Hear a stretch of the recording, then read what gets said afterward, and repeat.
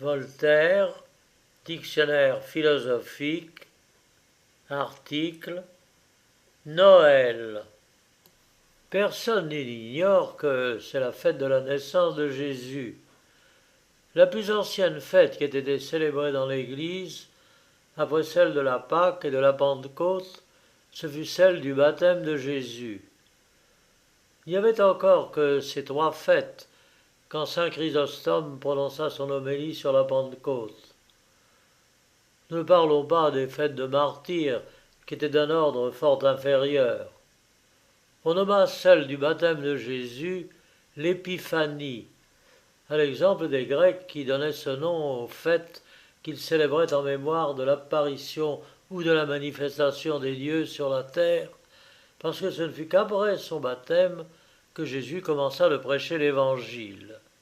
On ne sait si vers la fin du IVe siècle, on solennisait cette fête dans l'île de Chypre le 6 de novembre. Mais saint Épiphane soutenait que Jésus avait été baptisé ce jour-là. Saint Clément d'Alexandrie nous apprend que les Basilidiens faisaient cette fête le 15 de Tibie, pendant que d'autres la mettaient au 11 du même mois, c'est-à-dire les uns au 10 de janvier et les autres au 6. Cette dernière opinion est celle que l'on suit encore. À l'égard de sa naissance, comme on ne savait précisément ni le jour, ni le mois, ni l'année, elle n'était point fêtée. Suivant les remarques qui sont à la fin des œuvres du même Père, ceux qui avaient recherché le plus curieusement le jour auquel Jésus était né disaient les uns que c'était le 25 du mois égyptien Pachon, c'est-à-dire le 20 de mai, et les autres le 24 ou le 25 de Farmutni, jours qui répondent au 19 ou 20 d'avril. Le savant, M. de Beausobre, croit que ces derniers étaient les Valértantiniens. Quoi qu'il en soit, l'Orient et l'Égypte faisaient la fête de la nativité de Jésus le 6 de janvier, le même jour que celle de son baptême, sans qu'on puisse savoir, au moins avec certitude, ni quand cette coutume commença, ni quelle en fut la véritable raison. L'opinion et la pratique des Occidentaux furent toutes différentes de celles de l'Orient. Les centuriateurs de Magdebourg rapportent un passage de Théophile de Césarée qui fait parler ainsi les églises des Gaules. Comme on célèbre la naissance de Jésus-Christ le 25 décembre, quelques jours de la semaine que tombe ce 25, on doit célébrer de même la résurrection de Jésus-Christ le 25 mars, quelques jours que ce soit, parce que le Seigneur est ressuscité ce jour-là. Si le fait est vrai, il faut avouer que les évêques des Gaules étaient bien prudents et bien raisonnables. Persuadés, comme toute l'Antiquité, que Jésus avait été crucifié le 23 mars et qu'il était ressuscité le 26, ils faisaient la Pâque de sa mort le 23 et celle de sa résurrection le 25, sans se mettre en peine d'observer la pleine lune, ce qui était au fond une cérémonie judaïque, et sans s'astreindre au dimanche. Si l'Église les avait imités, elle eût évité les disputes longues et scandaleuses qui pensèrent diviser l'Orient et l'Occident, et qui, après avoir duré un siècle et demi, ne furent terminées que par le premier concile de Nicée. Quelques savants conjecturent que les Romains choisirent le solstice d'hiver pour y mettre la naissance de Jésus, parce que c'est alors que le solstice commence à se rapprocher de notre hémisphère. Dès le temps de Jules César, le solstice civil politique fut fixé au 25 décembre. C'était à Rome une fête où l'on célébrait le retour du soleil. Ce jour s'appelait Bruma, comme le remarque Père Pline, qui le fixe ainsi que Servius au 8 des calendes de janvier. Il se peut que cette pensée eût quelque part au choix du jour, mais elle n'en fut pas l'origine. Un passage de Joseph, qui est évidemment faux, 3 ou 4 erreurs des anciens et une explication très mystique d'un mot de saint Jean-Baptiste, en ont été la cause, comme Joseph Scaliger va nous l'apprendre. Il plut aux anciens, dit ce savant critique, de supposer premièrement que Zacharie était souverain sacrificateur lorsque Jésus naquit. Rien n'est plus faux. Il n'y a plus personne qui le croit, au moins parmi ceux qui ont quelque connaissance.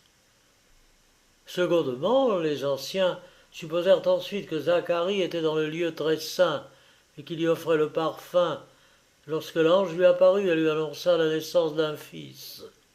Troisièmement, comme le souverain sacrificateur n'entrait dans le sanctuaire qu'une fois l'année, le jour des expiations, qui était le 10 du mois judaïque Tsiri, qui répond en partie à celui de septembre, les anciens supposèrent que ce fut le 27, et ensuite le 23 ou le 24, que Zacharie, étant de retour chez lui après la défaite, Élisabeth, sa femme, conçut Jean-Baptiste.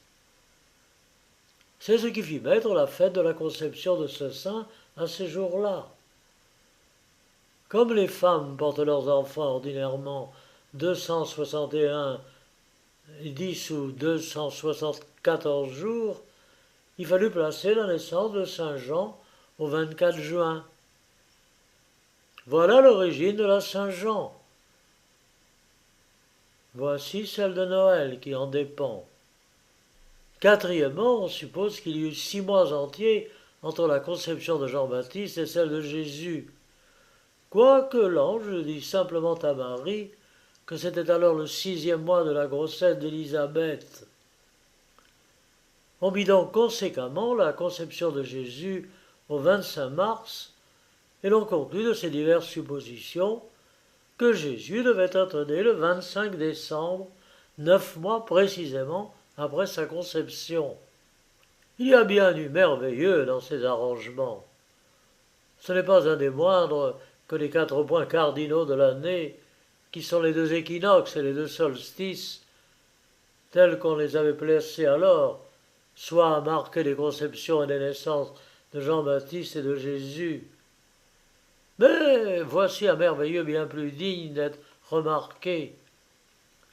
C'est que le solstice où Jésus naquit est l'époque de l'accroissement des jours, au lieu que celui où Jean-Baptiste vint au monde est l'époque de leur diminution.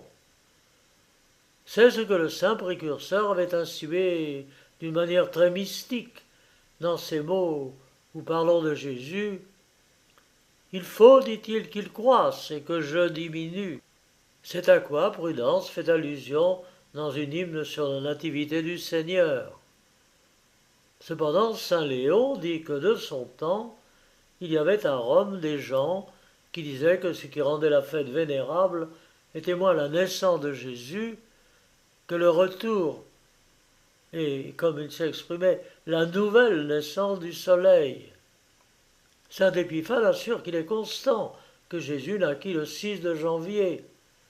Mais saint Clément d'Alexandrie, bien plus ancien et plus savant que lui, place cette naissance au 18 novembre de la 28e année d'Auguste. Cela se déduit, sur la remarque du jésuite Pétaux sur saint Épiphane, de ces paroles de saint Clément. Depuis la naissance de Jésus-Christ jusqu'à la mort de Commode, il y a en tout 191, 1 mois et 13 jours. Or, Commode mourut, suivant Pétaux, le dernier décembre de l'année 192 de l'ère vulgaire. Il faut donc que, selon Clément, Jésus soit né 1 mois et 13 jours avant le dernier décembre, et par conséquent le 18 novembre de la 28e année d'Auguste.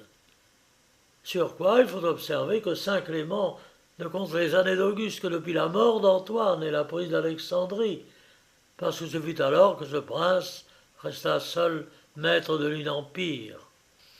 Ainsi, l'on n'est pas plus assuré de l'année que du jour et du mois de cette naissance.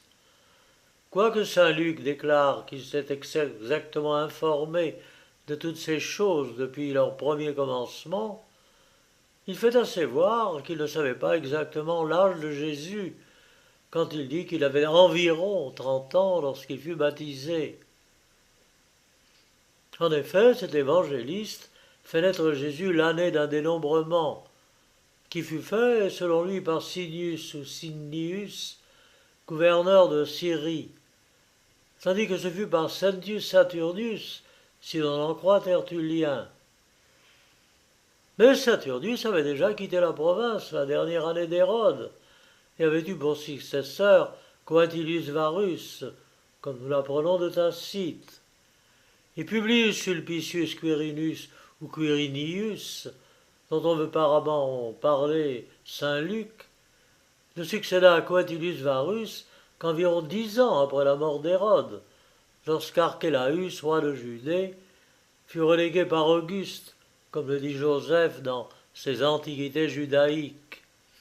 Il est vrai que Tertullien, et avant lui saint Augustin, renvoyaient les païens et les hérétiques de leur temps aux archives publiques, où se conservaient les registres de ce prétendu dénombrement.